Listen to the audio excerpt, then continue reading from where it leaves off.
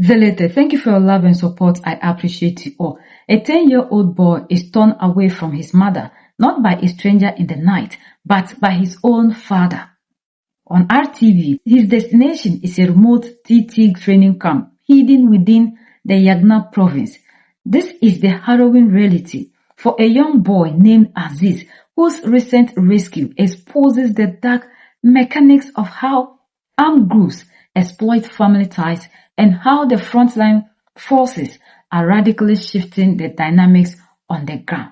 This thing was aired on RTV. To truly understand this case, we have to look closely at the pipeline that feeds these groups and the tactical breakdown of how the rescue went down. The pipeline in this case was not built on ideology, but on everyday commerce. Aziz's father was a mobile merchant selling motorcycle spare parts, a trade that frequently required him to visit insurgent bases to move his goods. This consistent economic proximity paved the way for total radicalization. When the father made the decision to permanently uproot his life and move into an active insurgent camp, it triggered a massive domestic split, as his mother flatly refused to go, recognizing the moral of the movement, and fled the family compound. But the father used his parental authority as a weapon, forcefully separating Aziz and his brothers from their mother to drag them into the camp for forced conscription. Once inside the base, indoctrination process is brutal and systematic. For a child like Aziz, it began with intense ideological conditioning through the forced learning of the Quran, a deliberate effort to strip away his past identity and reprogram his worldview. This was paired with rigorous physical training to build endurance and enforce absolute compliance. Finally, the training moved to weapon handling and practical field skills, but the armed group did not immediately put a rifle in Aziz's hands. Instead, they weaponized him as an intelligence asset, armed with a military radio. He was stationed along a critical transport route to serve as a lookout. His sole responsibility was to monitor the road and alert the older fighters the moment he spotted the movements of the domestic defense and security forces, shielding the insurgents from incoming military convoys. For years, the mainstream narrative surrounding this region has focused purely on insurgent expansion, but Aziz's rescue highlights a massive operational shift by the local fighting forces. A child taken from terrorists in Yaga, Aziz, now 12 years old, had been abducted from his mother by his own father 2 years earlier to be turned into a lookout within an armed group. He was freed thanks to offensives carried out by the fighting forces, and we provide a testimony with Bienvenue Tanza.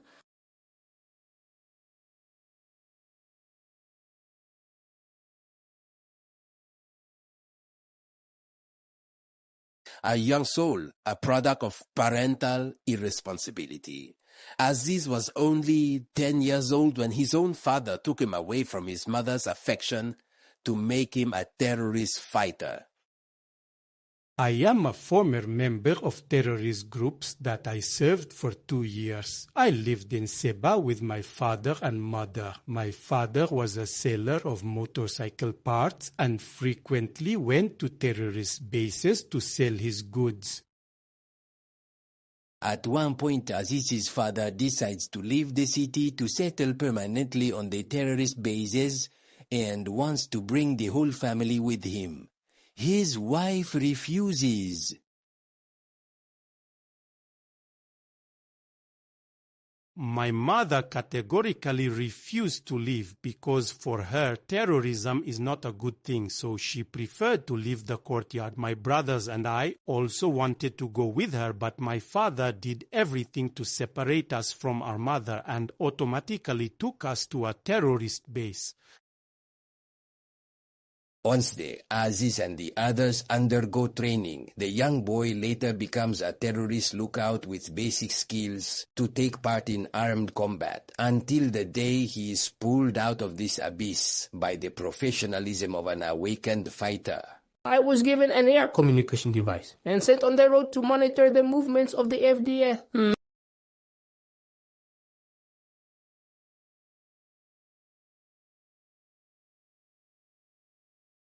The training focused on learning the Quran, physical exercises, and handling weapons on the road to Aurisiba to alert terrorist fighters about the movements of a military convoy.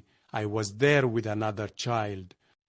In the meantime, exchanges of gunfire broke out between our elements and the FDS. That's how my partner and I tried to escape the area. We were quickly caught by the FDS, and that's how I ended up here.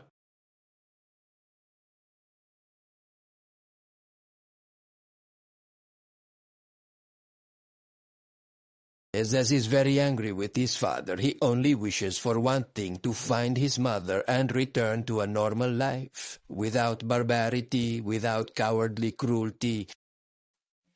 During an intense kinetic engagement where a heavy exchange of gunfire broke out between the insurgents and the defense forces, the tactical pressure created a critical window of opportunity. Realizing the chaos around them, Aziz and another child looked out, made a desperate attempt to escape the combat zone. They were swiftly intercepted and rescued by the troops. What makes this analysis critical is the professional execution of the rescue. Rather than treating these escaping youths as enemy combatants, the domestic forces demonstrated high tactical discipline, securing them immediately as victims of forced conscription. This is the hard reality that is happening in the Sahel, whereby due to poverty, pressure, people tend to send their children into this. Mostly, we see that, like the first confession we had from a 15-year-old boy. For him, he said he met with them. They promised them money. They promised them a lot of things. So he decided to join because they told them that they were going to make a lot of money, only for them to end up there without getting anything. But in this boy's case, it is the biological father that intentionally sent his son, as whether he knows what he was doing or not. We don't know. And what motivated him to send the son into this, we do not know. But this is the hard reality that children are going through forcefully. Some don't know what they're about. Others do, yet they still go there because of the promises, especially. Like the first boy who confessed and was telling us, they said when they do it and they die, they were going to inherit. You see how they are able to brainwash the kids. This is a heartbreaking situation that we see that a father who's supposed to know better, who's supposed to fight to protect his country, would rather send his child. Even when the mother decided not to, he decided to send his son just to go and be in a situation that would be against his own future, his own country.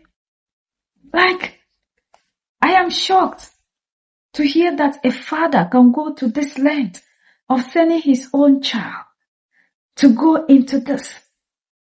Hadn't been that this case were so fortunate. And in case something happened, so as a father, you'll be there and they'll come and tell you that you lost your son, a son you just sent there. How did they manage to convince this man to send his boy into this kind of activities? It's heartbreaking. Our children are losing their childhood for this kind of things, or to become we really need education. And I am glad the way they treated these kids because they are victims of situation. And you can even hear from the child how he landed there. So it could mean that a lot of these kids are there. Some are not happy, but they can't escape until a day like this comes where they will be rescued and to be freed. We are the only ones that can set ourselves free. United we stand, divided we fall, and united we keep standing forever and ever.